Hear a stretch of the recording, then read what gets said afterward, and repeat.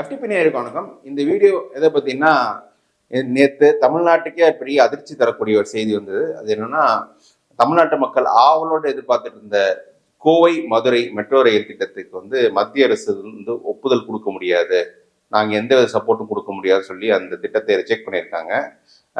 தமிழ்நாட்டு மக்களுக்கு பெரிய அதிர்ச்சியாக இருந்தது.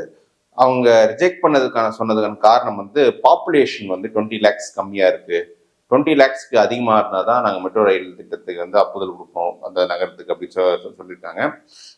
ஸோ மத்திய அரசு எடுத்த இந்த முடிவு சரியா, தமிழ்நாடு அரசு அடுத்த கட்டமாக இந்த கோவைக்கும் மதுரைக்கும் மெட்ரோ ரயில் கொண்டு வரதுக்கு என்ன செய்ய முடியும்ன்றதை நான் வீடியோவில் எக்ஸ்பிளைன் பண்ண போகிறேன். வாங்க வீடியோக்குள்ள போகலாம்.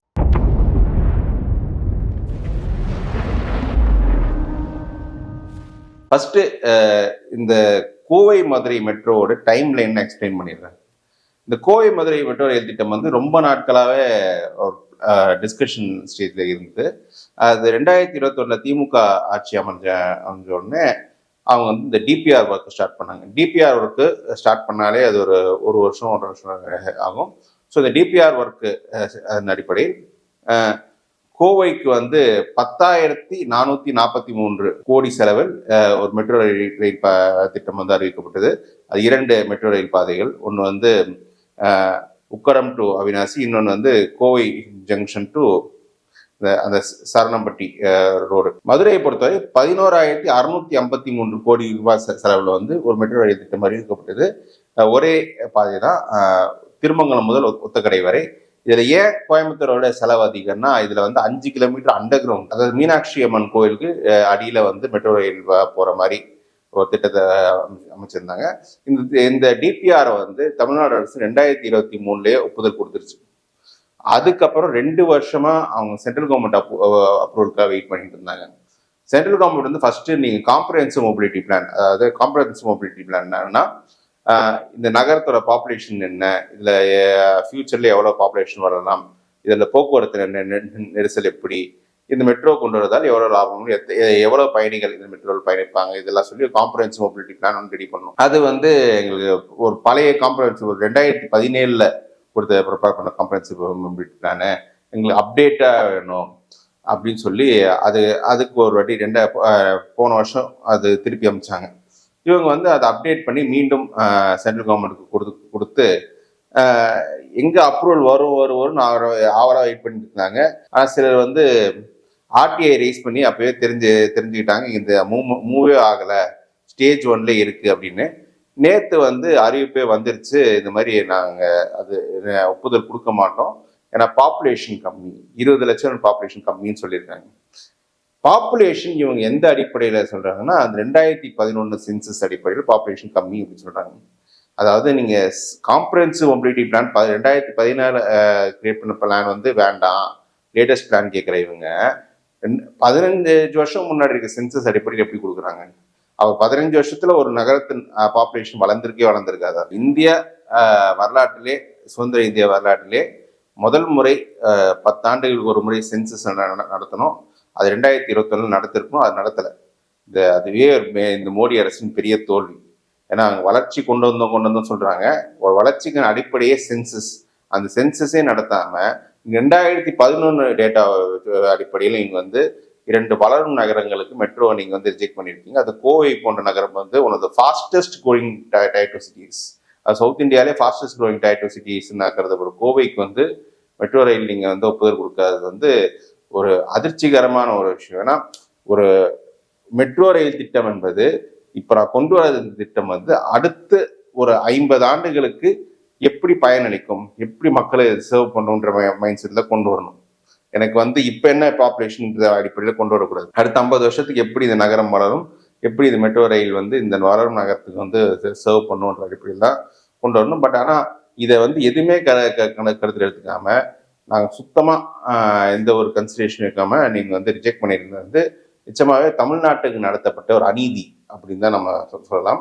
இன்னைக்கு முதலமைச்சர் கூட அதை மைண்ட்ல வச்சு தான் ஒரு அறிக்கை வெளியிட்டிருக்காரு. இது நடத்தப்பட்ட அநீதி, கோவை மதுரைக்கு மெட்ரோ ரயில் திட்டத்தை கொண்டு வருவதற்கு நாங்கள் எங்கள் அரசு பாடுபடும் அப்படின்னு மென்ஷன் பண்றாங்க. ஸோ சென்ட்ரல் கவர்மெண்ட் ஒப்புதல் அப்படின்னா என்னன்னா, இப்போ சென்ட்ரல் கவர்மெண்ட் ஒப்புதல் கொடுத்தாதான் அந்த கோவை மெட்ரோக்கான 10,400 லட்சம் கோடியும், மதுரை மெட்ரோவுக்கு தேவையான 11,500 கோடியும் வந்து சென்ட்ரல் கவர்மெண்ட் ஒப்புதல் கொடுத்தாதான் அதுக்கு செலவு பண்ண முடியுமான்னா அப்படி இல்லை. ஒரு மெட்ரோவோட ஃபண்டிங் பேட்டர்ன்ன்றது இப்போல்லாம் பப்ளிக் ப்ரைவேட் பார்ட்னர்ஷிப்ல கட் பண்ணுறது. அதாவது பப்ளிக் செக்டர் அரசாங்கம் கொஞ்சம் கொஞ்சம் செலவு பண்ணும், பிரைவேட்டா சில பேங்க்ஸ்ல கடன் வாங்கணும். ஸோ இப்படிதான் மெட்ரோக்கள் வந்து கட்டப்பட்டது இந்தியா முழுக்க. அப்படி அது அடிப்படையில் அரசாங்கத்திலே ஸ்டேட் கவர்மெண்ட்டுக்கு ஒரு ஷேர் இருக்கும், சென்ட்ரல் கவர்மெண்ட்டுக்கு ஒரு ஷேர் இருக்கும். ஒரு 40% அரசாங்கத்தின் ஷேர்னா 15% அதில் சென்ட்ரல் கவர்மெண்ட், 25% ஸ்டேட் கவர்மெண்ட் அப்படி இருக்கும். அந்த 15% கூட என்ன 12% என்னன்னா ஒரு ஈக்விட்டி ஷேரிங். ஈக்விட்டின்னா அந்த மெட்ரோ கட்டி முடிச்சப்பறம் வர வருவாயில சென்ட்ரல் கவர்மெண்ட்டுக்கு ஒரு ஷேர் வரும், அதுதான் ஈக்விட்டி ஷேரிங். இன்னொரு 3% வந்து நீங்க திரும்ப கொடுக்க தேவையில்லாத கடன். ஸ்டேட் கவர்மெண்ட்டுக்கு இதே ஒரு கிளாஸஸ்ல இருக்கும். இது இல்லாம நீங்க இன்டர்நேஷனல் பேங்க்ஸ்க்கு கடன் வாங்குறதுக்கு ஷூரிட்டி வந்து சென்ட்ரல் கவர்மெண்ட் ஒப்புதல் இருந்தா அது கிடைச்ச மாதிரி, அது ஷூரிட்டி மாதிரி அவங்களுக்கு இருக்கும். ஸோ அதனால லோன்ஸ் ஈஸியாக கிடைக்கும். கோவை மதுரை மெட்ரோவுக்கு சென்ட்ரல் கவர்மெண்ட் வந்து எவ்வளவு கொடுக்கணும்னா அவங்க ஷேர் வந்து 15%னா ஒரு ஆவரேஜா பார்த்தீங்கன்னா ஒரு 1,500 கோடி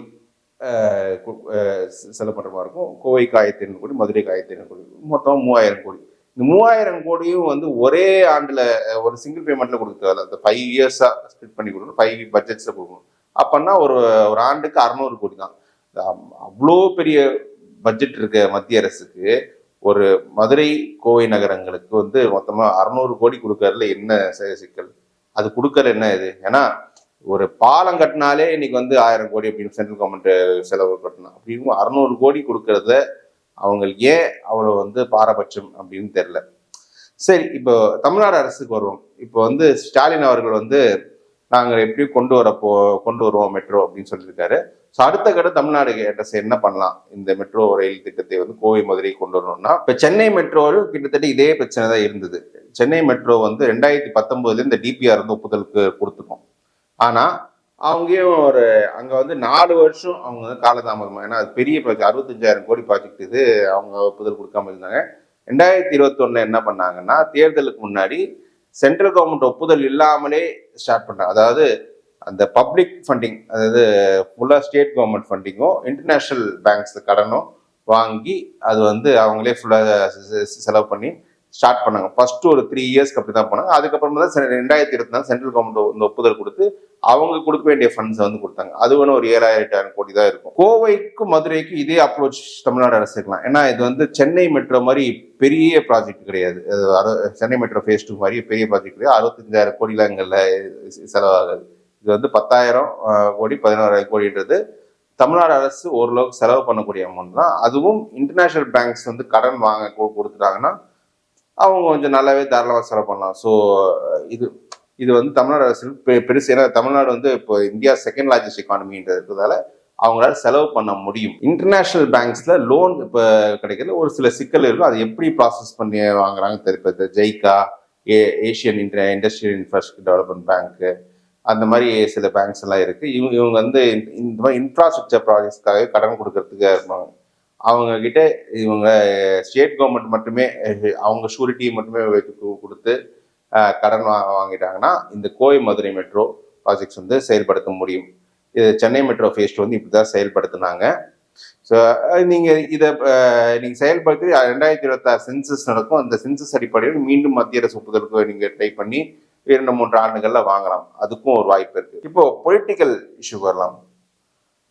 நிச்சயமா அது பாஜகவுக்கு வந்து பெரிய செட்பேக் தான். ஒரு எலெக்ஷன் இஷ்யூவாவே இந்த 2 சிட்டிஸ்ல இது எதிரொலிக்கும். ஏன்னா ஒரு மெட்ரோ என்பது மிகப்பெரிய ஒரு இன்ஃப்ராஸ்ட்ரக்சர். எல்லாருக்குமே அந்த நகரத்துக்கு வந்து மெட்ரோ வரணுன்றது பெரிய ஆசையா இருக்கும், கனவு இருக்கும். அந்த மெட்ரோ வந்து கோவை கொடுக்கல, ஆக்ரா மாதிரி நகரங்கள் சின்ன நகரம் கொடுத்துட்டு நம்ம கோவை கொடுக்கலன்றது அந்த கோவம் வந்து அந்த மக்கள் மத்தியில் இருக்கும், மதுரை மக்கள் மத்தியிலும் இருக்கும். இது வந்து தேர்தலில் வந்து திமுக வந்து பாஜக எதிரான ஒரு கேம்பெயின் டூலாக யூஸ் பண்ணுவாங்க. அது ஒரு புறம் இருக்க, ஒருவேளை ஸ்டாலின் அவர்கள் மற்றும் இந்த தேர்தலுக்கு முன்னாடி மெட்ரோ திட்டத்தை வந்து செயல்படுத்தினாங்கன்னா நிச்சயமா பொதுமக்கள் மத்தியில மத்திய அரசே நமக்கு வந்து கொடுக்க கூடாதுன்னு நினைச்ச ஒரு திட்டத்தை வந்து இவர் மாநில அரசு கஷ்டப்பட்டு செயல்படுத்துறாங்கன்ற அந்த ஒரு இமேஜ் வந்து நல்லா இருக்கும். அது இமேஜ் பயங்கர பூஸ்டப் ஆகும். அது வந்து ஸ்டாலின் அவர்கள் செயல்படுத்துறாரா இல்லையான்னு பொறுத்து தான் பார்க்கணும். எல்லாமே அவங்க இன்டர்நேஷனல் பேங்க்ஸ்ல எந்த அளவுக்கு லோன் வாங்க முடியும் அப்படின்ற நம்பிக்கை தான். இது ஒரு சின்ன ப்ராஜெக்ட்னா தமிழ்நாடு அரசே கொஞ்சம் கூடுதலாக கூட செலவு பண்ணலாம். ஸோ ஃபிங்கர்ஸ் கிராஸ் இது எப்படி பண்ணுவாங்கன்னு தெரியல. ஒரு நிச்சயமா ஒரு தமிழனா வந்து இது ரொம்ப வருத்தமா இருக்கு, எங்க மத்திய அரசு ஒப்புதல் கொடுக்காது. Let's hope for the best. எப்படியாவது இந்த அரசு வந்து அந்த 2 நகரங்களுக்கு மெட்ரோ ரயில் கொண்டு வந்துருவாங்க தான் நான் எதிர்பார்க்கிறேன். ஸோ மீண்டும் ஒரு வீடியோவில் இணைவோம். இணைஞ்சது ரொம்ப நன்றி.